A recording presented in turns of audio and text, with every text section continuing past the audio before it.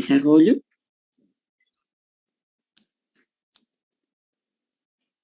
que es bien cortita, ¿no? Porque es todo lo que se ha venido trabajando a partir de la década del 90.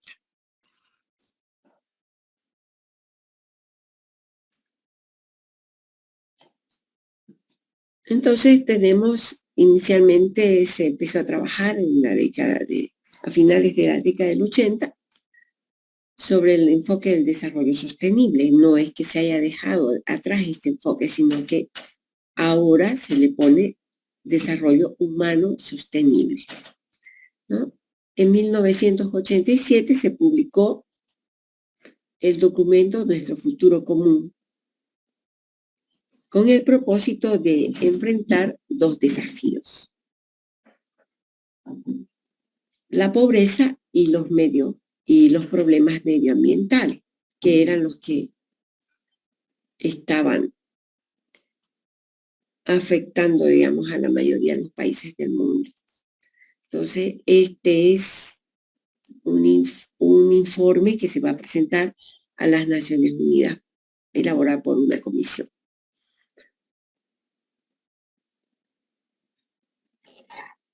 Y en este informe se nos da una definición ya del desarrollo sostenible, y que es definido como aquel tipo de desarrollo que satisface las necesidades de la generación presente sin comprometer la capacidad de las generaciones futuras de satisfacer sus necesidades.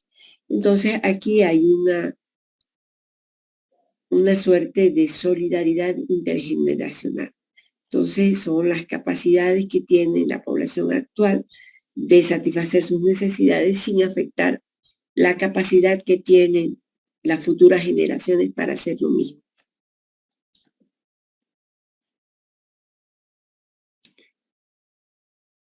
Entonces, en el informe de 1987, llamado también Nuestro Futuro Común o el informe Brundtland, el desarrollo sostenible queda definido de la siguiente manera, ¿no? Entonces, satisface necesidades del presente sin comprometer la capacidad de las futuras generaciones de satisfacer sus propias necesidades.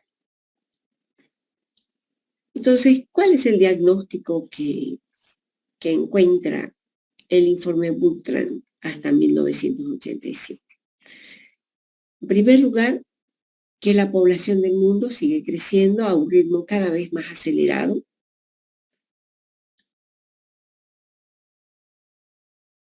considerando que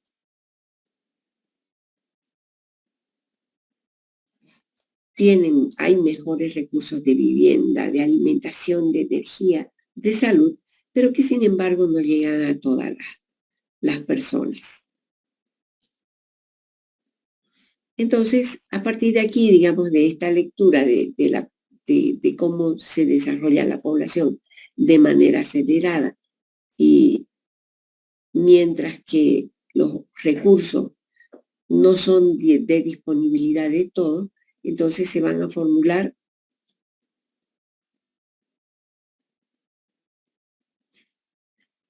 dos propuestas para considerar, ¿no? En primer lugar, reducir los niveles de pobreza, que era lo que se observaba aquí, ¿no? Que la población crecía de manera acelerada, pero que los recursos con los que dispone la población no son repartidos de igual manera para la población, habiendo grandes cantidades de gente que se encontraban en condiciones de miseria. Entonces, reducir los niveles de pobreza, y se define en realidad en las Naciones Unidas reducir los niveles de extrema pobreza y mejorar los niveles de educación de la gente, entendiendo que el nivel de educación es el vehículo que les permite transitar de un estrato socioeconómico a otro. En cuanto a los alimentos, el mundo ha logrado increíbles volúmenes de producción de alimentos, sin embargo, eso tampoco llegan donde más se lo necesitan. o sea, en la gente hambrienta.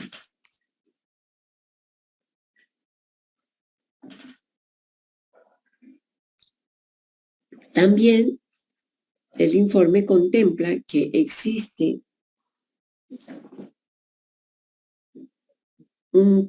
muchos recursos disponibles en el ecosistema. Sin embargo, muchas especies de planeta están en peligro de extinción o están desapareciendo. Y obviamente ese debe ser un tema de preocupación prioritaria en la política pública. En cuanto a la energía, también se conoce que la energía es un sector que se encuentra en aumento, o sea, en desarrollo, ¿no?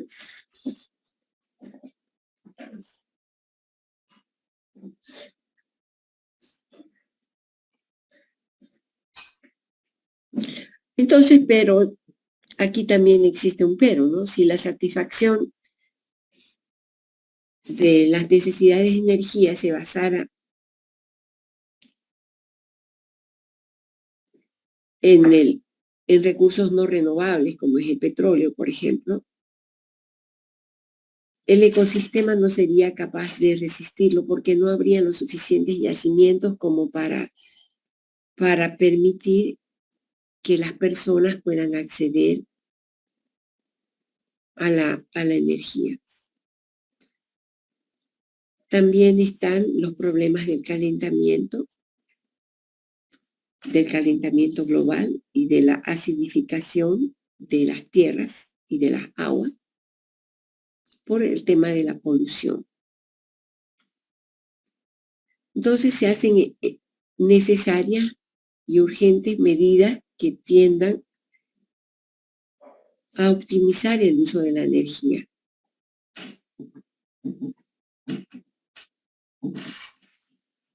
Y transitar a energías con fuentes renovables.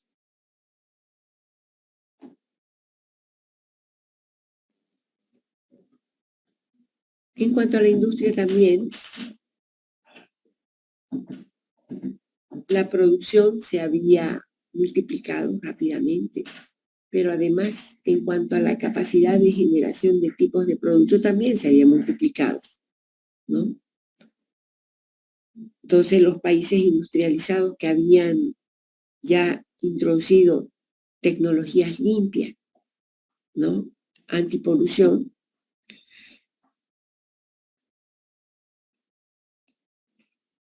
habían visto o habían comprobado que desde el punto de vista de los costos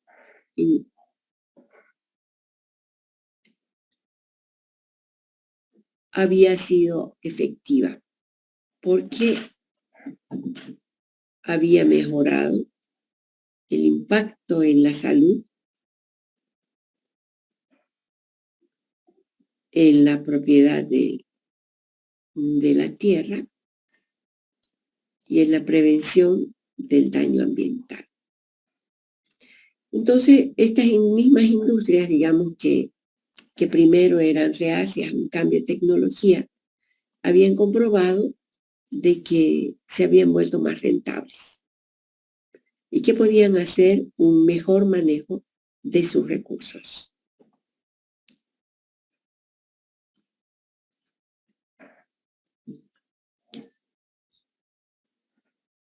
Ahora habíamos visto que la población no dejaba de crecer, ¿no? Sin embargo, una de las tendencias poblacionales es a la urbanización de la población.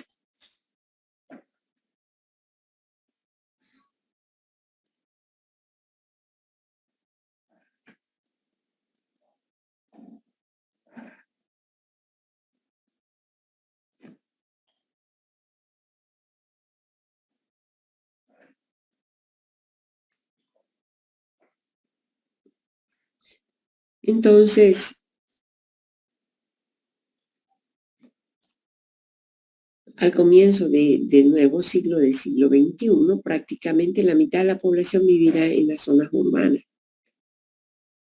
Y las zonas urbanas del tercer mundo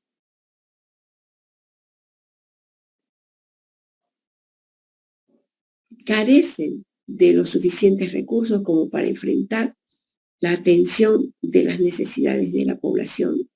Tampoco tienen el poder suficiente como para imponer los sistemas de seguridad que necesita, y tampoco el personal como para poder ejecutar obras, ¿no? En realidad todo esto se resume a las disponibilidades de recursos que pueda tener, ¿no? Porque si tiene pocos recursos va a tener poco poder y obviamente va a contratar poco personal que permita suministrarle a las poblaciones en crecimiento los lotes suficientes. En este caso, esta tierra son tierras urbanas, los lotes, los servicios y la infraestructura necesaria para que la población pueda vivir en condiciones de salubridad, ¿no? Porque van a carecer de agua limpia, de sanidad, de colegios, de transporte. Una población creciente traslada los problemas del campo a la ciudad.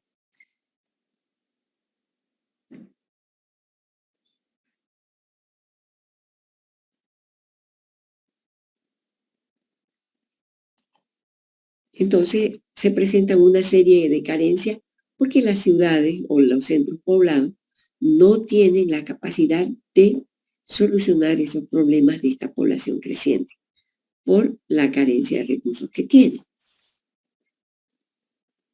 Entonces, para esto es necesario un nuevo manejo administrativo de las ciudades, descentralizado, por supuesto, que les otorgue recursos, poder político y personal a las autoridades locales. En nuestro país eso se cumple más o menos en 1993 o 95, no me acuerdo, con la Ley de Participación Popular que municipaliza el territorio nacional, ¿no? Es en base a este informe. Entonces, los objetivos que va a buscar el desarrollo sostenible son buscar la satisfacción de las necesidades básicas de la población en cuanto a alimentación y nutrición, lograr un crecimiento económico constante como condición necesaria pero no suficiente. Este crecimiento económico entendido como generador de fuentes de ingresos para la población, ¿no? Entonces se convierte en una condición necesaria, aunque no es suficiente porque existen otros problemas más, ¿no?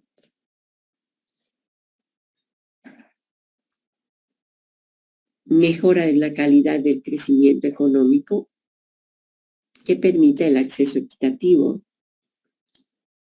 de los recursos naturales y los beneficios del crecimiento para el conjunto de la población, ¿no? O por lo menos mejorar los accesos de la gente.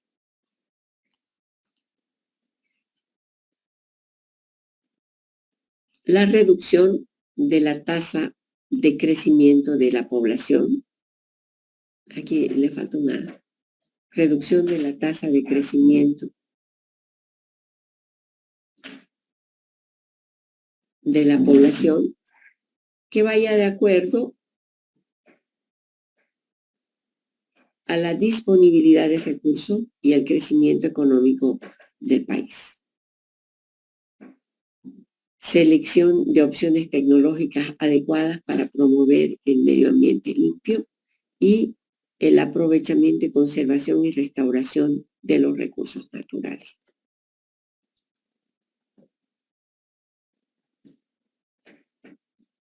Entonces, el desarrollo económico comprende, el desarrollo sostenible comprende el desarrollo económico, el desarrollo social y la preservación ambiental, ¿no? Esas son las bases del desarrollo sostenible. Entonces se quiere lograr un desarrollo económico con equidad social, y ambiental. Para eso, obviamente, para lograr el desarrollo económico, haciendo uso de los recursos que se tienen que utilizar tecnologías adecuadas que no sean invasivas al medio ambiente. Y para lograr el desarrollo social, este desarrollo económico debe desarrollar políticas distributivas adecuadas o redistributivas, como se está haciendo, y favorecer la cultura y la institucionalidad.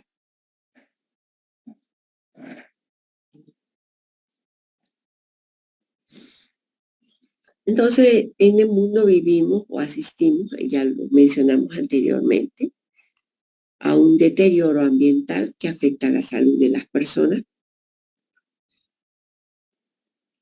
donde se evidencia que más de 3 millones de personas mueren anualmente por beber aguas contaminadas. Estamos agotando los recursos no renovables, porque la mayor parte de la energía proviene de recursos no renovables, de los combustibles fósiles del petróleo, y eso se van a agotar y no vamos a tener. También la atmósfera está sometida a presiones crecientes. El dióxido de carbono y otros gases que contribuyen al cambio climático y al deterioro de la capa de ozono.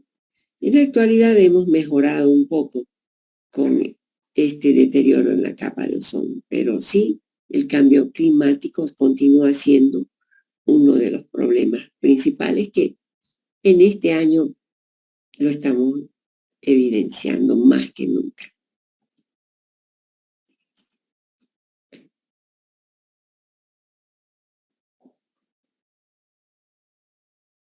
Entonces, estamos también, otro de los problemas es que se están consumiendo recursos a un ritmo excesivo y obviamente con problemas dentro del mundo desarrollado, de la obesidad y todo eso, porque estamos sobreexplotando nuestros recursos, ¿no? Además, se generan demasiados recursos.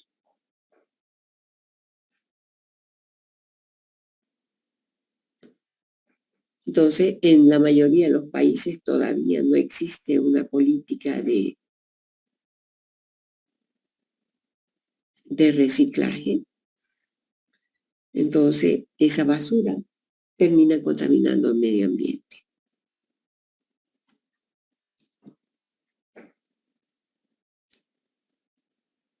Y obviamente nuestro punto de partida de la clase es que la distribución de los recursos es desequilibrada. Un 20% de la población recibe el 80% de la riqueza del mundo y cada vez estamos perdiendo especies naturales, ¿no? Y obviamente eso tendría que haber llamado la atención y lo hizo. Y a partir de ahí se desarrollaron los objetivos de milenio.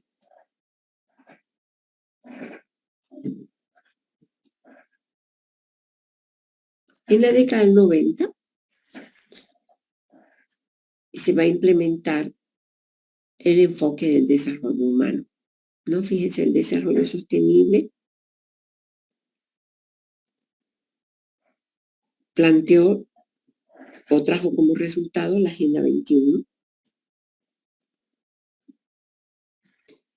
que era simplemente medioambiental, pero que en términos reales eso no pasó de ser un mero discurso porque no se implementó efectivamente en las políticas. Muchos países inclusive se negaron a suscribir el acuerdo de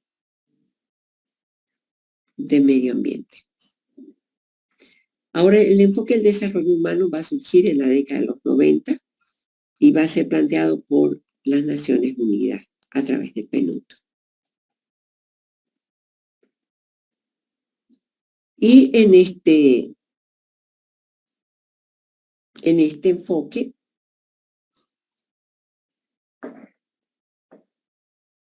se va a definir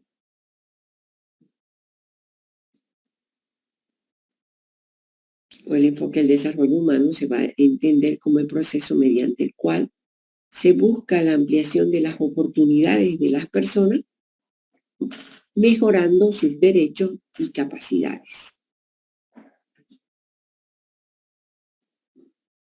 Entonces, para eso, obviamente, había que crear oportunidades, como el acceso continuo y de calidad de los servicios básicos.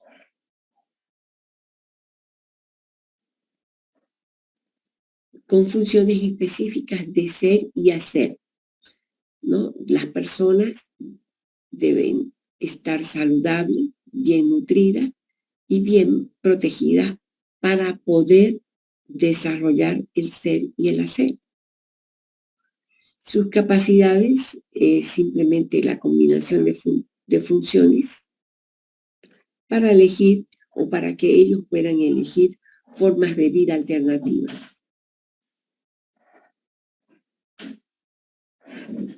Entonces, el desarrollo humano es entendido como la expansión de las libertades reales de las que disfrutan los individuos para elegir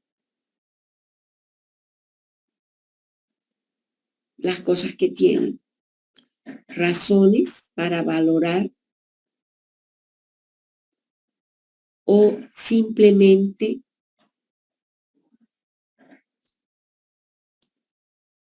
la eliminación de las fuentes de privación, como la pobreza económica, la falta de servicios, la violación a la libertad. Entonces, el enfoque del desarrollo humano va un poco más allá del enfoque sostenible, porque se centra en la gente, ¿no? El enfoque del desarrollo sostenible se enfoca en el medio ambiente. Sin embargo, población y medio ambiente van juntos, ¿no? Por eso el enfoque del desarrollo humano también debe ser sostenible.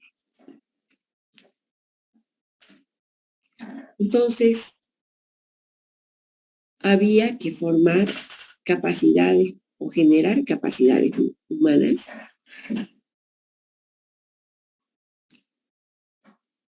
haciendo uso de capacidades adquiridas que permitan por lo menos una vida saludable, adquirir conocimiento y una vida digna.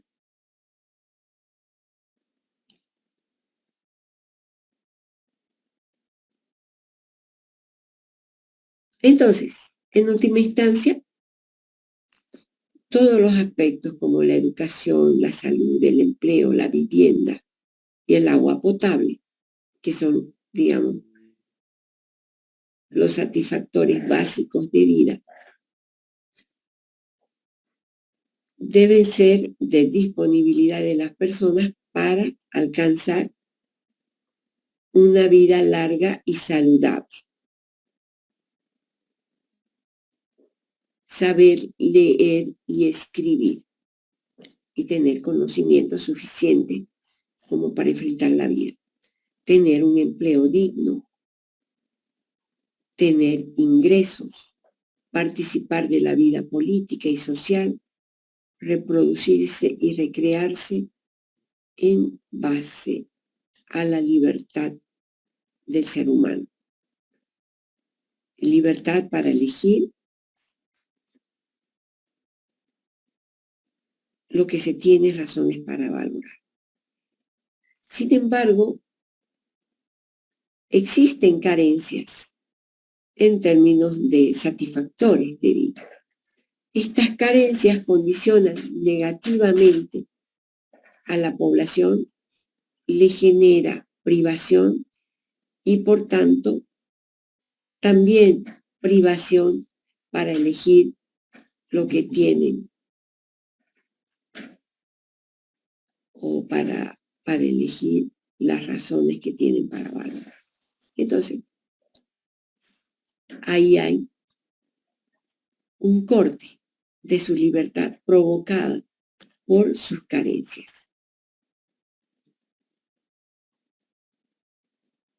Entonces, en este proceso del desarrollo sostenible humano, había que eliminar las principales fuentes de privación de la libertad, tales como la pobreza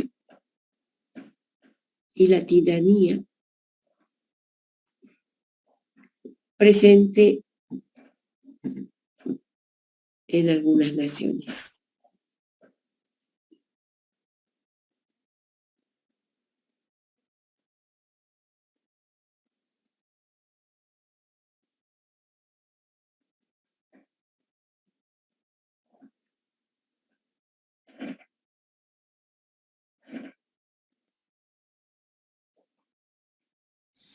No, sobre todo en África, pues, ¿no? Que las guerras civiles son frecuentes, ¿no? La implantación de sistemas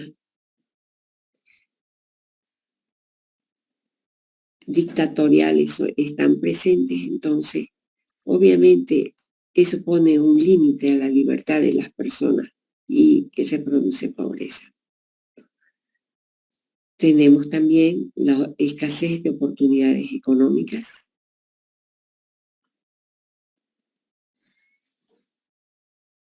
Las privaciones sociales sistemáticas, el abandono en el que pueden encontrarse los servicios públicos, agua potable, alcantarillado sanitario, ¿no? Seguridad, salud, educación, entre lo más importante.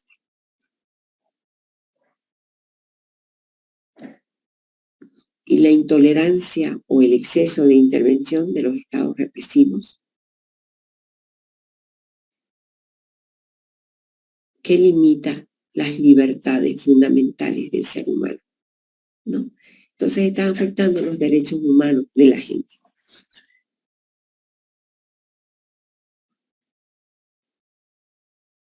La pobreza económica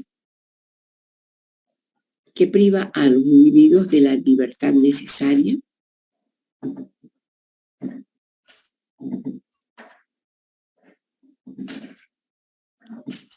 pero además limita su capacidad de satisfacer el hambre que tienen,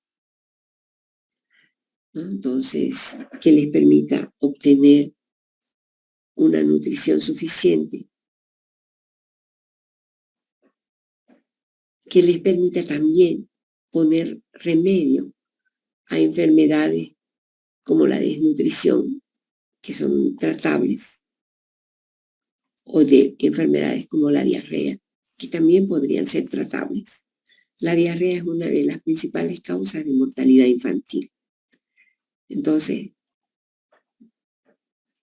parece inaudito que a finales del siglo XX, principios del siglo XXI, todavía siga siendo una de las principales causas de muerte de la gente, ¿no? Para que la gente pueda vestir dignamente, tener una vivienda aceptable, o para disponer de agua limpia o de servicios de saneamiento. Entonces la pobreza se manifiesta en todas estas carencias.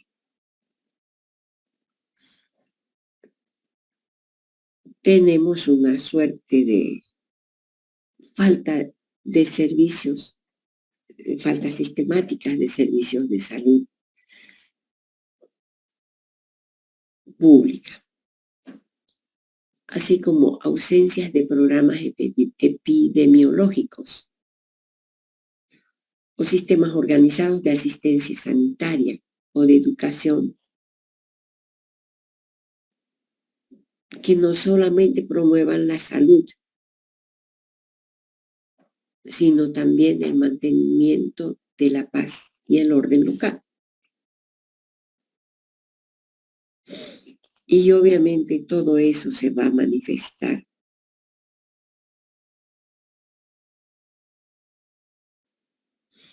en una, o sintetizar en una violación de la libertad. Y esta se debe directamente a la negativa que tienen los regímenes autoritarios de reconocer las libertades políticas civiles y la imposición de restricciones para participar en la vida social, política y económica de la comunidad.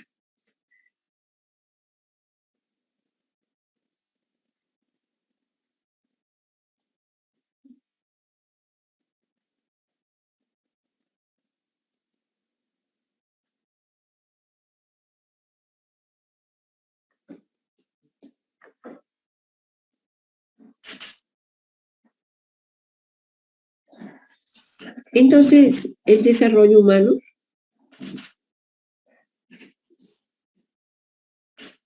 es un proceso mediante el cual se tiende a desarrollar las oportunidades de la gente y siendo los más importantes con tener una vida larga y saludable, es decir, una mayor esperanza de vida, acceso a la educación para el disfrute de una vida decente y otras oportunidades que incluyen la libertad política, la garantía de los derechos humanos y el respeto a sí mismo. Entonces, el desarrollo humano es un desarrollo de la gente.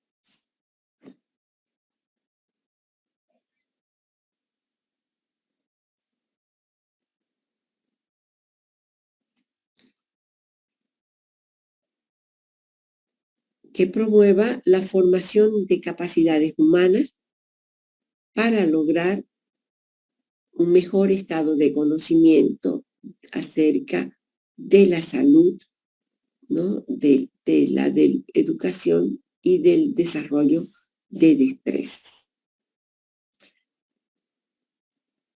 También el desarrollo para la gente, ¿no? Entonces, primero las personas y después el desarrollo para la gente.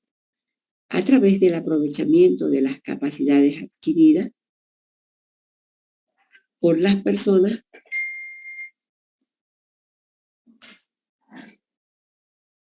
con fines productivos o de creación de actividades culturales, sociales y políticas.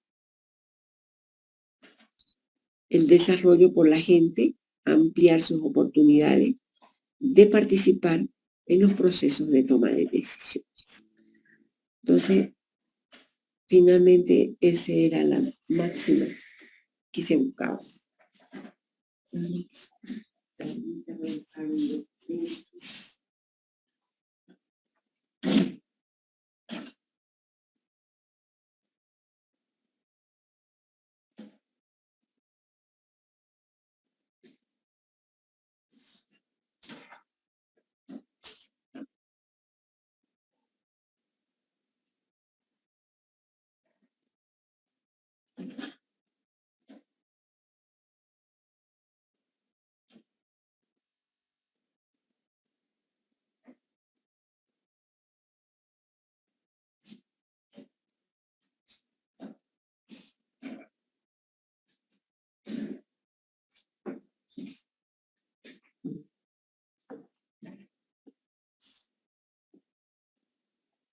Entonces, el desarrollo humano se basa en dos pilares fundamentales, ¿no? La formación de las capacidades humanas. Ya vimos nosotros la relación que tiene la salud con las capacidades humanas, ¿no?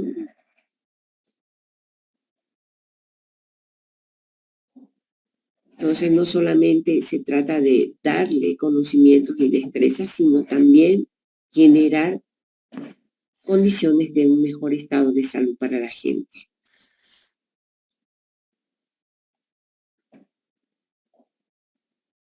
Y también el uso que hace la gente de sus capacidades adquiridas. Entonces, si el desarrollo humano no consigue equilibrar estos dos elementos, entonces no va a haber desarrollo humano. Entonces va a haber más bien frustración. porque queremos capacidades en la gente para que puedan hacer ejercicio de sus libertades, ¿no? Para el descanso, la producción, las actividades culturales, sociales y políticas. De acuerdo a Amartya Sen, la calidad de vida de una comunidad no debe basarse solamente en la medición de su nivel de ingresos,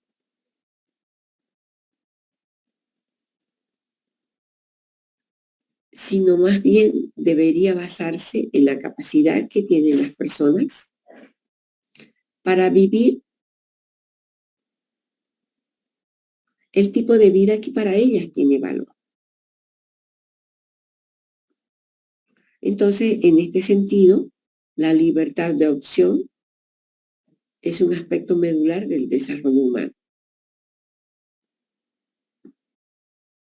El acceso a una mayor cantidad de productos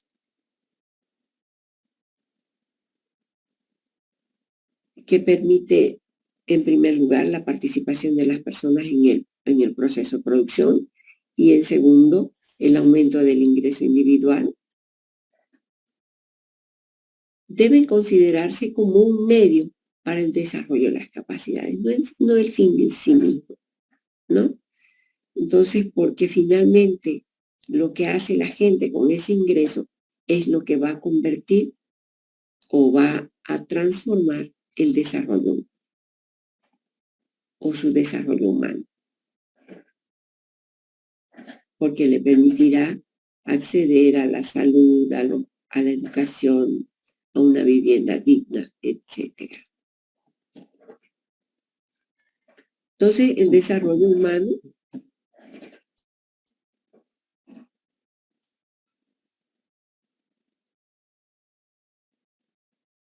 busca los niveles de bienestar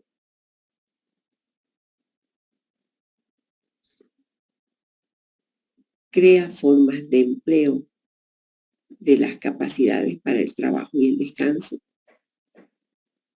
crea condiciones de mejor estado de salud, mejor conocimiento y en general mejora las capacidades humanas y crea también nuevas oportunidades.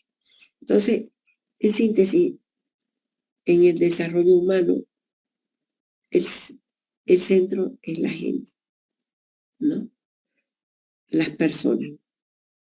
Y el ingreso de las personas, habíamos dicho, no es el fin en sí mismo, sino el vehículo que les permite acceder al resto de los satisfactores.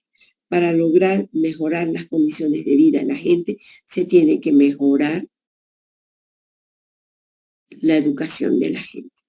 Y ese va a ser, desde el enfoque del desarrollo humano, el único ascensor que permite a la gente cambiar de condición socioeconómica.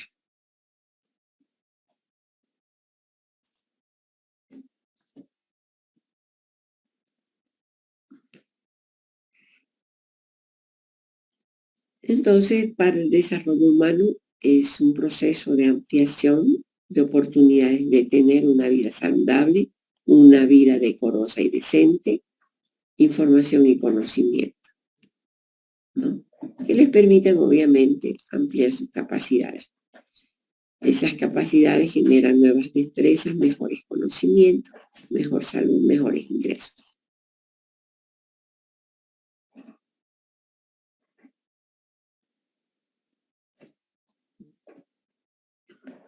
Y obviamente las personas tienen el libre albedrío, no pueden elegir qué es lo que quieren. Pero ampliando estas capacidades es posible alcanzar este desarrollo humano. Por lo menos se habrá trabajado en pro de la gente. Entonces, obviamente, esto, aunque ya lo vimos, las variables que comprende el indicador del desarrollo humano es una vida larga y saludable que está compuesto por la esperanza de vida, los ingresos de la gente expresado en el PIB per cápita de paridad de poder adquisitivo y el logro educativo de la gente, ¿no? PIB per cápita de paridad de poder adquisitivo. Y el logro educativo es los niveles de analfabetismo y la tasa de matriculación o el nivel de escolaridad que le llamamos también nosotros acá. Entonces, esos son los elementos que componen el índice de desarrollo humano.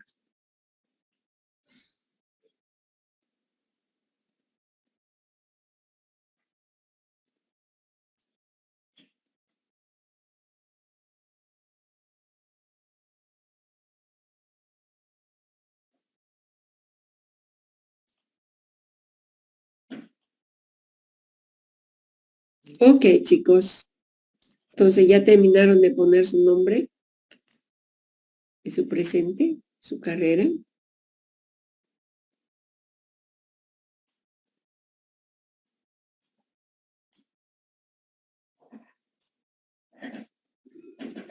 Entonces, esta no está todavía subida a la web, se las voy a subir ahora para que ya puedan empezar a estudiar.